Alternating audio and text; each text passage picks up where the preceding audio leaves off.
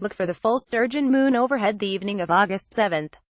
In addition, if you're in Africa, Asia or Australia, you'll see a partial lunar eclipse, as the moon passes through the Earth's shadow on its way to eclipsing the sun on August 21st. For viewers in the USA, full moon occurs each month when the sun, Earth and moon line up, with the Earth in between the two. During this time, the Earth-facing side of the moon is completely illuminated by the sun, giving observers on the planet a stunningly bright lunar sight, weather permitting. A lunar eclipse, on the other hand, occurs 2 to 4 times per year, when the moon passes through some portion of the Earth's shadow. Lunar and solar eclipses happen in pairs, with the lunar eclipse happening within 2 weeks of a solar eclipse. The August 7th lunar is associated with the August 21st solar eclipse. Similarly, in 2019, a partial solar eclipse is paired with a total lunar eclipse. Lunar eclipses are easier to see than solar eclipses because they are visible from anywhere on Earth where it is night time and the moon has risen. And because the Earth's shadow is considerably larger than the moon as seen from Earth, the eclipses last longer. The moon 10 surprising lunar facts in the continental U.S. and Alaska. However, this lunar eclipse will not be visible. For the U.S. eastern seaboard, the moon sets the morning of August 7th at 5:45 a.m. The moon will reach full phase at 2:10 p.m. and will not rise until 8:05 p.m. It will then set at 6:44 a.m. the next day, August 8th. The moon will reach an altitude of 34.4 degrees when it crosses the local meridian at 122 a.m. on August 8th. The lunar eclipse starts at 1550 UT, which is GMT without daylight savings, when the outer, lighter part of its Earth's shadow, called the penumbra, contacts the moon on its southwestern side. At 1722 UT, it touches the umbra, the dark part of the shadow. By 1820 UT, the moon will reach greatest eclipse, with about 25% of its angular diameter covered. The total time in the umbra will be about 1 hour and 55 minutes. At 1918 UT, it will emerge from the umbra, and at 2050 it will come out of the penumbral shadow. That means the partial eclipse starts at 11:50 a.m. in New York, when the moon has already set. The only place in the Americas that will catch any of the eclipse is in far eastern Brazil. If you live in Fortaleza or Recife, you'll catch the last few minutes of the penumbral shadow on the moon when it rises at 5:40 p.m. Fortaleza and 5:30 p.m.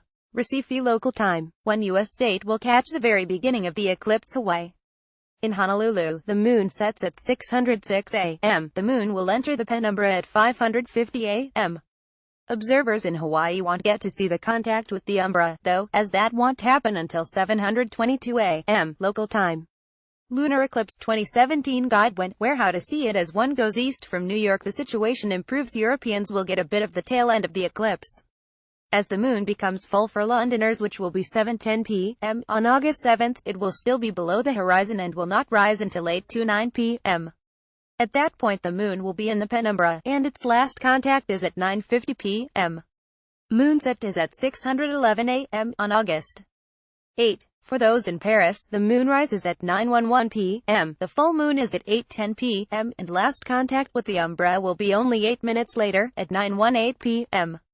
To see the first contact with the umbra after moonrise, though, you'll have to be at least as far east as Istanbul, where the moon rises at 8:03 p.m. local time, and the moon enters the umbra at 8:22 p.m. Full moon occurs at 9:10, in the middle of the eclipse. Observers in Africa, Asia and Australia will see the partial eclipse in its entirety. The central part of the eclipse zone, where the moon is at the meridian when the eclipse occurs, will be in Central Asia and India. If you happen to be in New Delhi, moonrise is at 6:52 p.m. and moonset is at 6:04 a.m. on August 8th. The moon becomes full at 11:40 p.m. Meanwhile, the penumbral eclipse starts at 9:20 p.m. and at 12:27 a.m. August 8th it will be about 45 degrees above the horizon, well placed for viewing. Maximum eclipse will be at 11:50 p.m. local time, and the moon emerges from the umbra after midnight at 12:48 a.m. Most Australians will also get to see the whole eclipse. The eastern parts of Queensland and New South Wales will see it close to when the moon sets. In Brisbane, for example, the moon will enter the umbra at 3:22 a.m. on August 8th and exit at 5:18 a.m.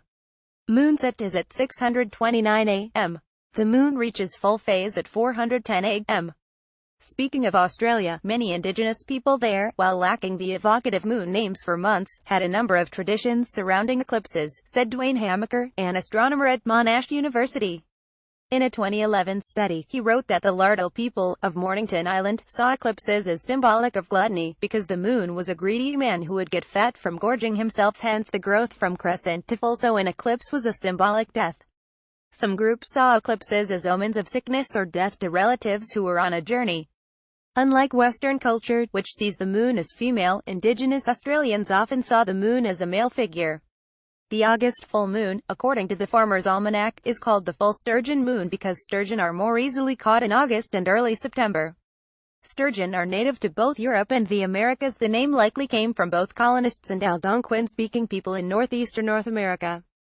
In the Pacific Northwest, the Tlingit called it the berries ripe on Mountain Shahali, while the Haida called it the salmon moon Chian Kungay. The Maori of New Zealand described the lunar months in August as Heratorikoka. The scorching effect of fire is seen on the knees of man, reflecting the fact that in New Zealand, August is one of the colder months of the year.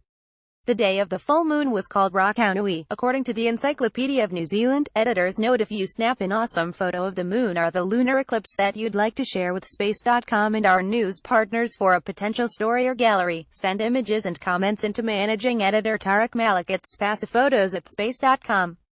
Email Tariq Malik at tmalik@space.com or follow him at Tariq Malik and Google. Follow us at space.com, Facebook and Google.